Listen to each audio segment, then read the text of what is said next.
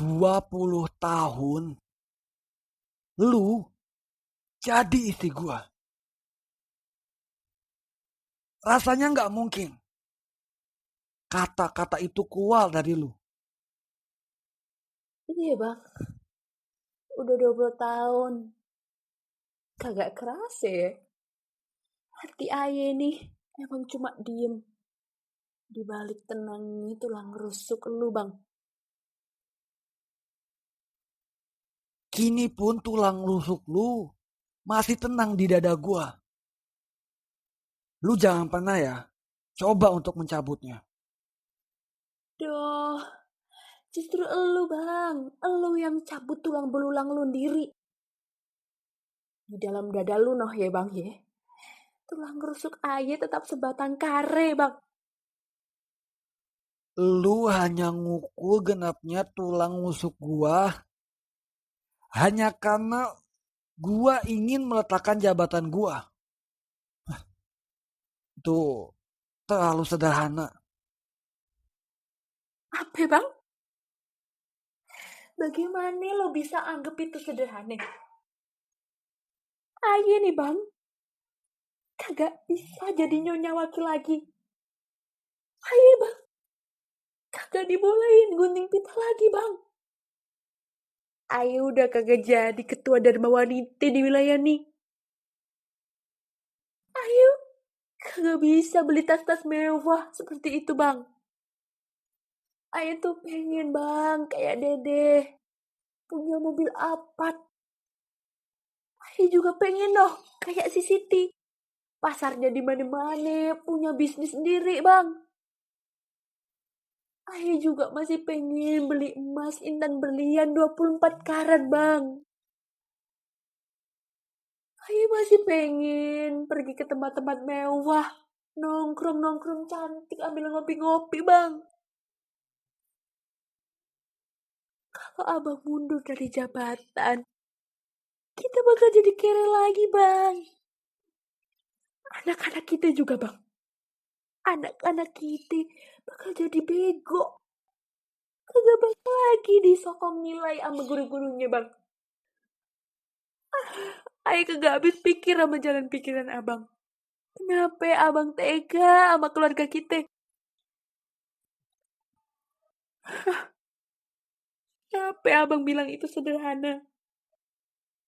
Lu kayaknya udah kehasut ya sama hasutannya dari bapak kepala sialan itu. Kagak ada yang ngasut aye bang. Ini murni dari hati aye. Aye udah kagak sanggup lagi hidup sama abang. Hasutan yang lebih menakutkan bagi seorang wanita bang.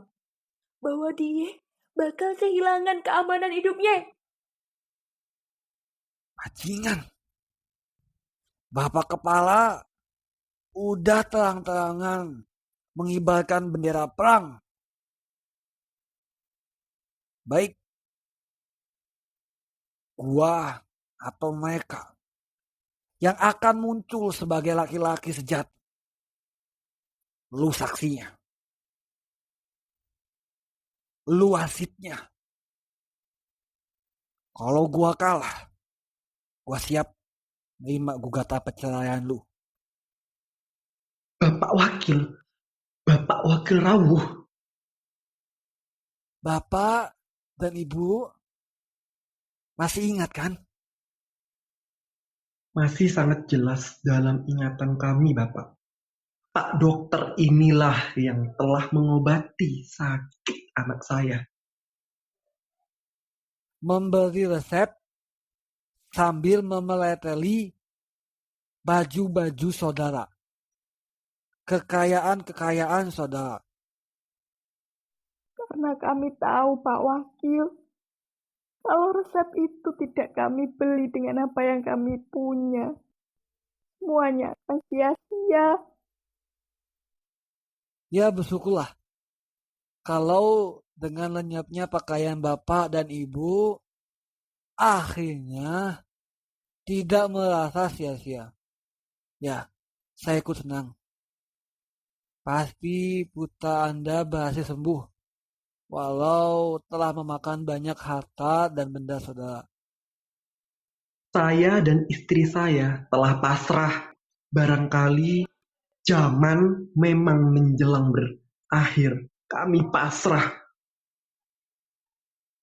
Jadi ibu juga berkeputusan untuk pasrah. Tidak.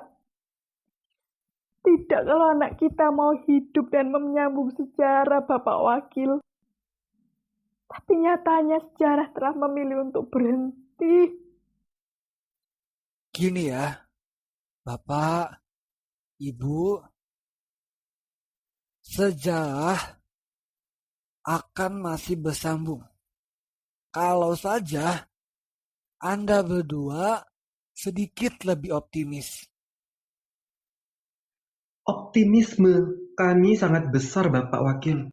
Tapi optimisme untuk mati, itulah jalan hidup kami. Kalau saja Bapak dan Ibu mau jadi saksi atas kebobokan mafia ini, sejarah yang besok adalah milik kita. Saksi, Bapak Wakil. Nah, saksi bahwa saudara pernah diperas oleh dokter iblis ini. Dan iblis ini akan membuka semua kedok-kedok iblis-iblis yang ada di sekitarnya. Saksi istriku. Kamu mau? Bukan soal mau atau tidak mau ini Pak Wakil. Tapi masihkah kesaksian itu ada gunanya?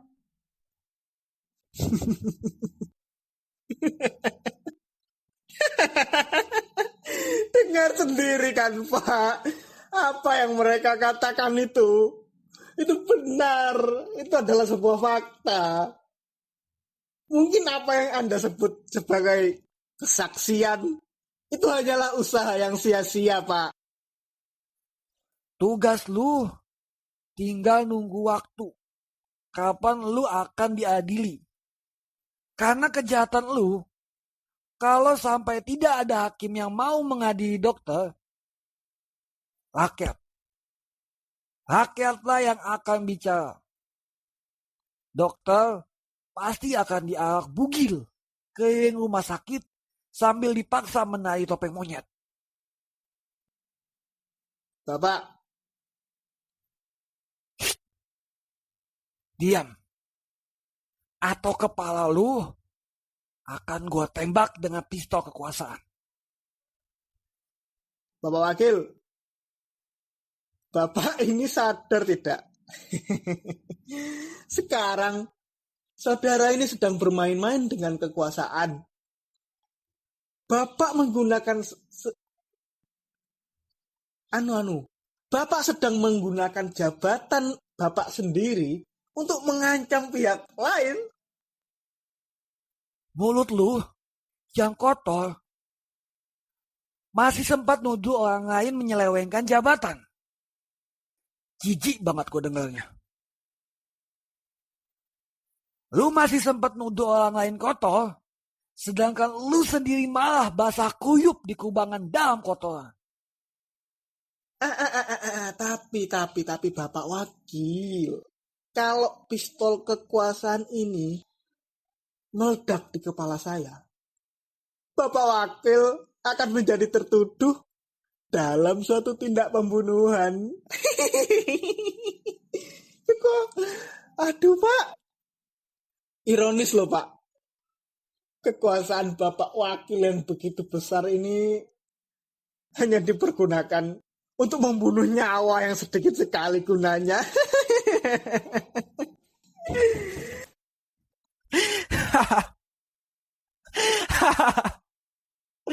Lupanya, lu sedang menyembunyikan ketakutan lu dengan cara menakut-nakuti orang lain. Menarik. Ini menarik.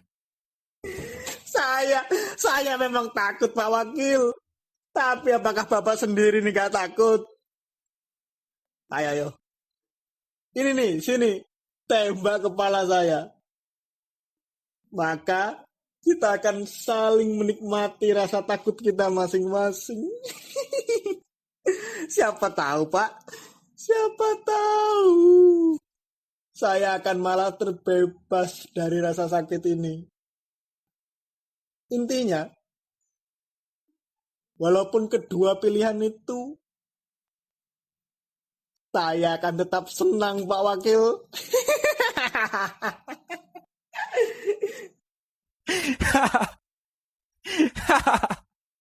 Lu bilang masa senang, sementara mulut lu itu gemetar. Tunggu Bapak Wakil, tunggu. Oh, sekarang saudara ingin memberikan kesaksian ya? Hanya kesaksian saudara yang sanggup menurunkan pistol ini. Kesaksian saya terlalu sederhana bila hanya untuk bersaksi pada dokter yang malang itu, Bapak Wakil. Saudara masih sanggup melihat kemalangan orang lain di tengah kemalangan saudara sendiri yang begitu parah. Kemalangan hanya berlaku bagi orang yang masih menyimpan keinginan dalam hatinya. Kami tidak punya keinginan lagi, dan kami merasa tak perlu lagi punya kemalangan. Sedangkan dokter itu, kakinya yang gemetar adalah gemetaran bahwa keinginan itu masih besar dalam dirinya. Gila. Mau ditolong malah berfilsafat ya? Apapun bentuk korupsi dokter itu dalam mengobati anak saya, nyatanya anak saya memang berhasil sembuh, Bapak Wakil. Ya, untuk kemudian berhasil mati bukan? Saya paham. Dosa dokter itu cuma sebatas korupsi. Cuma katamu. Korupsi itu cuma. Ya, untuk ukuran orang yang bobrok hidupnya. Kalau kerjanya cuma korupsi, masih sederhana, Bapak Wakil. Gila. Gila emang. Semakin orang susah, malah semakin pintar. Orang itu berfilsafat. Gila. Kematian anak saya bukan karena korupsi para dokter, tapi lebih dari itu. Ketika anak saya berhasil sembuh dari demam panas, lalu terserang demam dingin. Ketika demam dingin sembuh, datang komplikasi panas. Dingin pada puncak keracunan komplikasi. Inilah anak saya tak kuat mempertahankan nyawa dalam raganya. Anak saya mati. Bagaimana, puas, Pak Wakil, dengan jawaban mereka yang putus asa itu? Pak, sebuah analisa yang bagus, Pak. Saya akui itu. Pada puncak penderitaan, orang mendadak punya kecerdasan ekstra, dokter. Jadi Pak Wakil, saya itu memang korupsi. Saya memang korupsi.